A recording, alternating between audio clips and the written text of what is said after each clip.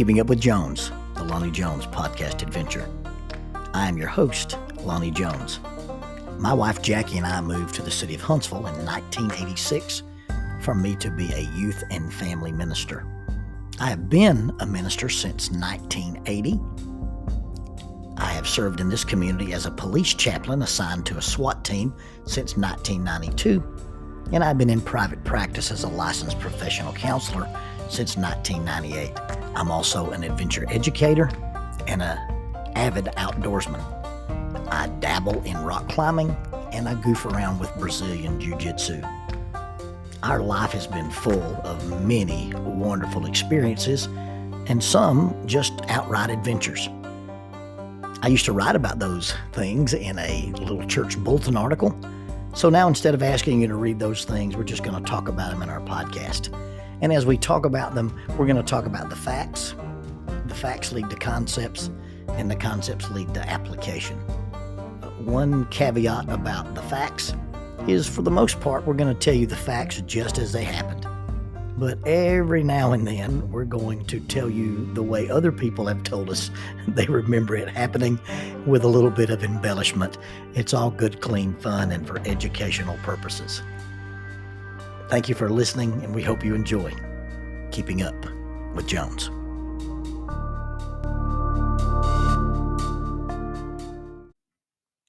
Faulkner University announces a 60% tuition discount for members of the Church of Christ. Now, there are some guidelines. This 60% tuition reduction is applicable to adult undergraduate Bible degrees or graduate Bible degrees from the Curley Graduate School of Theology in the VP Black College of Biblical Studies. You must satisfy all admission requirements and maintain satisfactory academic progress. You must remain continuously enrolled, including summers, until the completion of the degree. You must provide a letter from an elder or minister, preferably on church letterhead, verifying that you're an active member of a Church of Christ congregation prior to your initial enrollment. This offer applies to adult undergraduate degrees such as biblical studies, youth and family ministry tracks, and it also includes graduate degrees. And those are the Master of Arts in Biblical Studies, the Master of Arts in Family Life Ministry, or a Master of Theology, and it also applies to the PhD in Biblical Studies. For undergraduate inquiries, please contact Adult Enrollment, 334-386-7140, 334-386-7140, or Adult Enrollment at Faulkner.edu. That is Adult Enrollment at Faulkner.edu. For graduate inquiries, please call 334-386-7539, 334-386-7539. Graduate enrollment at Faulkner.edu. That is graduate enrollment at Faulkner.edu. Faulkner University is a sponsor of Keeping Up with Jones, the Lonnie Jones podcast adventure.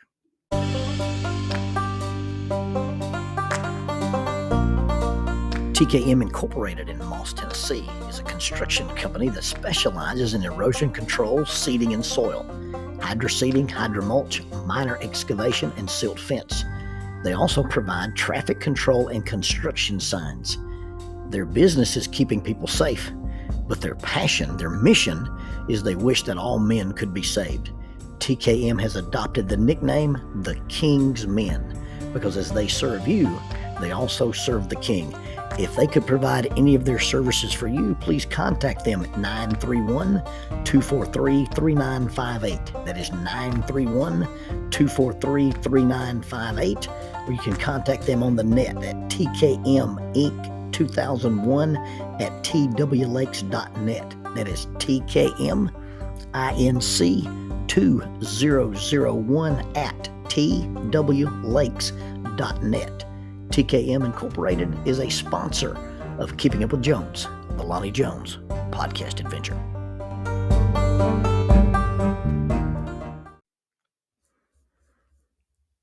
I just got back from a speaking trip in the Livingston, Tennessee area. Now, Livingston is near Allen's, Tennessee. It's just down the road from Salina. And I've had some really, really neat experiences in that part of the country. On this particular trip, I got to stay at a house called Synthedox 1. Everybody else just calls it the Waterfall House. The reason it's called Synthedox 1 is there's actually a Synthedox 2, and there's an eccentric gentleman who's no longer with us who built these two houses, and they were built kind of Frank Lloyd Wright style over waterfalls. And I got to stay in one of those. And although it's one of the coolest places I've ever experienced, it may not be the coolest thing that's ever happened to me in Livingston, Tennessee. I've been up there lots of times. This is the area of the country where the old gentleman who used to make the white oak baskets, about 95 years old, he was still making handmade baskets. And when I gave him one of the 550 guys, he called it the Woven Man. Uh, we shook hands, and I could tell he worked with his hands because of his grip. And he looked at me and said, "You've done a little weaving yourself, haven't you?" After shaking my hand. This is the area of the country where I got to stay in the little cabin right below the Kentucky border, where I had to cross the Cumberland River Ferry to get back to the house. This is the area of the country where I got to go and shoot at a long distance park, and for the first time in my life, shoot at targets at 1,000 yards. I've stayed in a couple of cabins that were 150 years old. Neither one of those cabins is an Airbnb. They're not open to the public. The private owners just let me stay there. I've got to climb at B Rock. We went out one time on a climbing adventure, and this old gentleman named Mr. Oglesby, I believe, said he had a place we could rappel. And as we were walking out across this flat pasture, I thought, well, there's nothing to rappel here. If I find a rock to rappel, I'll eat the tires off my car. Well, it ended up he owned a sinkhole that was about 150 foot straight down and had an exposed rock wall inside it. I've also got some artwork memories from that part of the country. I've got a picture where I'm walking, and trailing behind me is Joshua Corder, Jordan Corder, and my own daughter, Lonnie Elizabeth Jones. And I'm pointing at something, and somebody took a picture of us. I guess Jackie took that picture. I turned it into an ink wash and drew an outline sketch with a felt tip marker, and then hit it with water so that the edges would run and it would create some natural shading. And then I turned it into a negative so that the white areas were black and the black areas were white. And I used it as the cover of my youth ministry book called Pedagogue. And there's one more piece of artwork from that part of the country. I was going through some stuff. Jackie wants to find some of my original sketches and put them in our house as part of our remodel. And I came upon this pen and ink drawing of a roadrunner wearing sunglasses. Now, it's not a cartoon roadrunner. It's an actual what a roadrunner looks like. But he's just wearing these wraparound sunglasses, and it says, "On the Road, Roadrunners Club, Livingston, Tennessee." And it's a logo I did for a T-shirt for a guy named Lynn Burnett. Lynn Burnett and the Livingston Roadrunners Club. It made me smile. And I thought about running with Lynn Burnett. Based on the date of the sketch, there's at the bottom of the little Roadrunner's foot is Lonzo 98. And I probably drew it in 98, which means this adventure would have been 98 or 97. And if it's 97, I'd been training with the SWAT team for about 5 years, but I was still early in my running journey. I was just running occasionally and really couldn't keep up with the guys yet.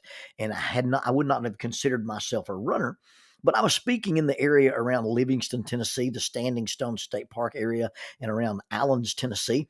And in one of the lessons, I'd made mention of something using jogging as an illustration in one of the sermons. And after the lesson, one of the church members there, Lynn Burnett, invited me to go for a run with him. He said, so, one night after services, bring your stuff and we'll just go for a little run. Well, I was an early runner and trying to run every chance I got, especially when I'm out of town. If you go out of town and speak, then your workout schedule just goes, it just bottoms out. That's why I do body weight workouts. And that's why I tried to run, because no matter where you're at, you can do push-ups. No matter where you're at, you can run.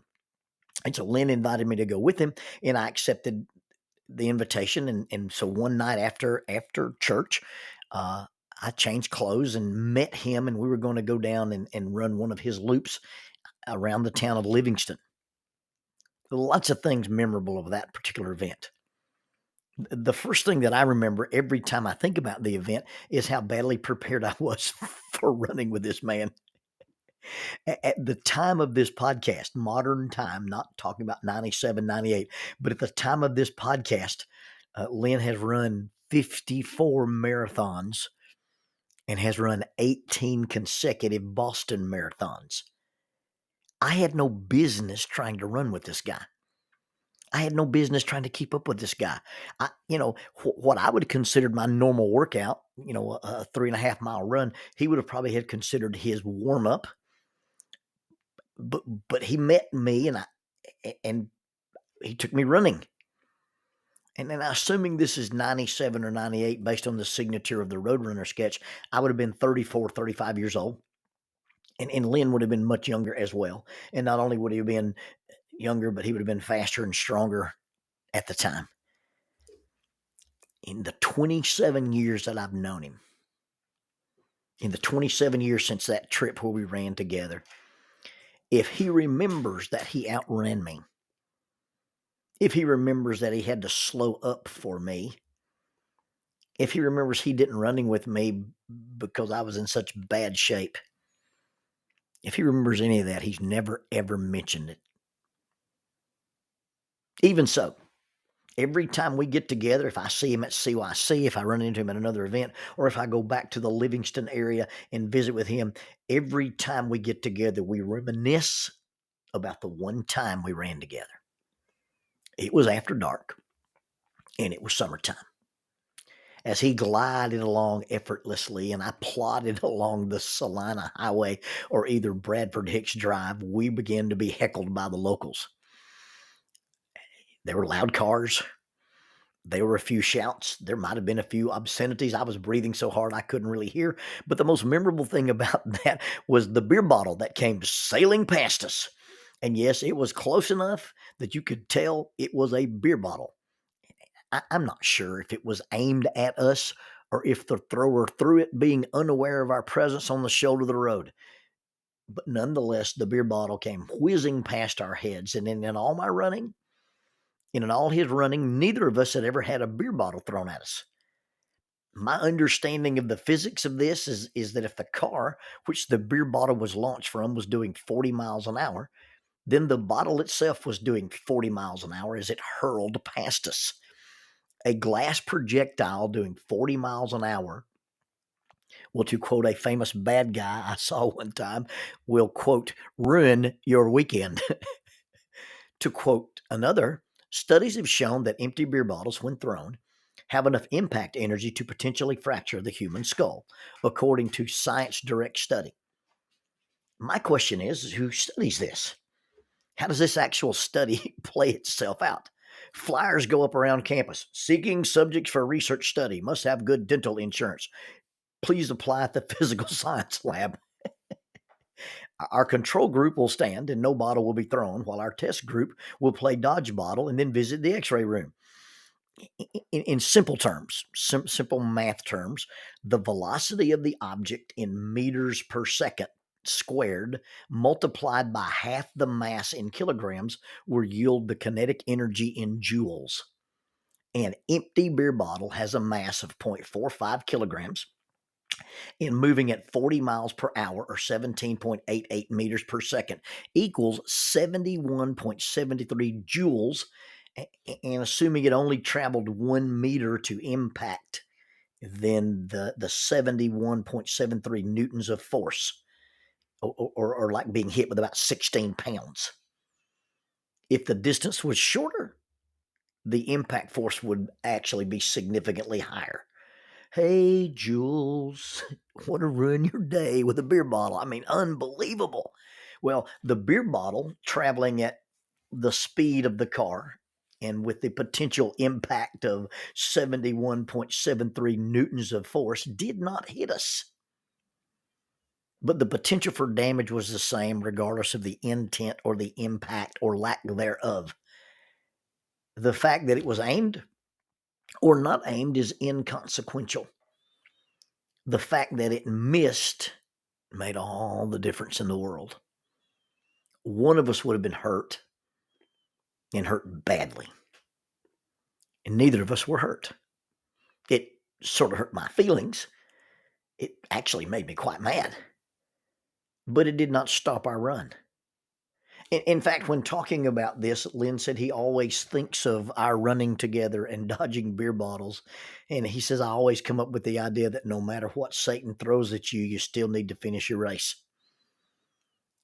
I think by extension, he would say you can still finish your race and you should finish your race. And the only reason you don't finish your race is if you use what they throw at you as a reason to quit. When I think about this incident, when I think about it, I think of the one element that allowed me to finish. You see, I think about this as I was a struggling runner, trying to keep up with, if not an elite runner, at least an experienced runner. And in the midst of my struggle, my being woefully unprepared to run with this guy, I had added adversity. But the guy I was running with acted like it was no big deal. He acted like the run was no big deal. He acted like my lack of conditioning was no big deal. And he really acted like the beer bottle was no big deal. The projectile didn't even seem to bother him. The only thing he focused on was getting us to finish. And maybe he felt responsible for me because he'd invited me. Or maybe it's just the way you behave when you're a runner. Maybe he was worried about me because I was in an inferior condition, or maybe that's just the way you behave when you're in a partnership. We had never run together before, and in the last 27 years, we have not run together since. But for that run, on that night, we were partners. He didn't compare us as runners, or if he did, he never did it out loud. My only understanding of his evaluation of me or the situation is that we were partners. We were running together. We started together. We stayed together. And we would finish together. And that was in spite of my shortcomings, my short strides, my being short of breath, or my just being short. We stayed the course in spite of our differences and in spite of the added external circumstances. It would have been very easy to quit. It would have been very easy to focus on what was thrown at us and use it as an excuse to stop. You blame it on fear, danger, adversity, hostility, lack of hospitality, or the ignorance of the guy who threw the bottle, even if he didn't know we were there. No matter how we explain the situation, the result would have been the same. We would have stopped running because something out of our control affected our plans. I'm not saying that stopping for any reason would have been bad. Had one of us been hit, it might have stopped the one that it had hit, and then we both would have had to stop because someone would have had to render aid. But we weren't hit. Looking back and knowing Lynn, I think anything short of knocking one of us out or one of us having a concussion, anything short of that, regardless of what had happened, we would have finished anyway. I don't know why he didn't stop, but that's the reason I didn't stop. It wasn't the heat. It wasn't the dark. It wasn't my lack of conditioning. It wasn't the drunk or the bottle that determined the outcome of my run that night. It was not the circumstances, but it was the companionship.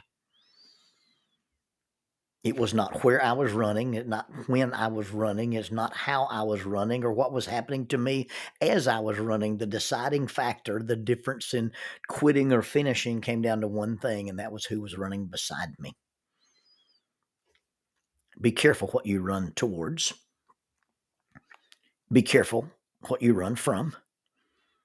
But more importantly, it makes a big difference who you run with or who's running with you. Running with Lynn wasn't a competition.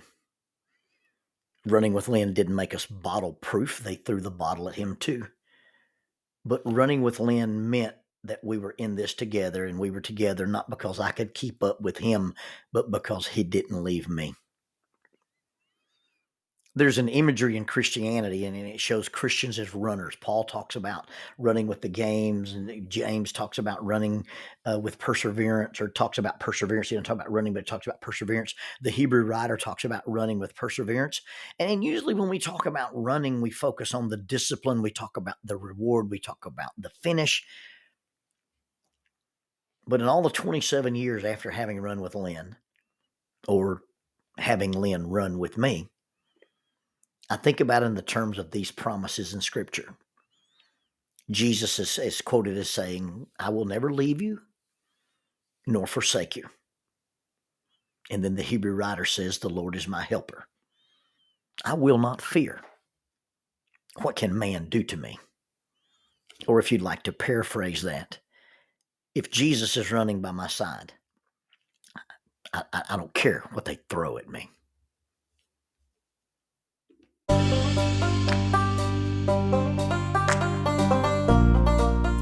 Using the tool of shortwave radio, World Christian Broadcasting literally covers the world every day with the gospel. They use 2 large curtain antennas. One is located in Anchor Point, Alaska, and the other in Madagascar. They send out messages that are recorded at their international home in Franklin, Tennessee. They make available 40 hours of broadcast every day. The broadcasts are made in English, Chinese, Russian, Spanish, Portuguese, Korean, English for Africa, and Arabic.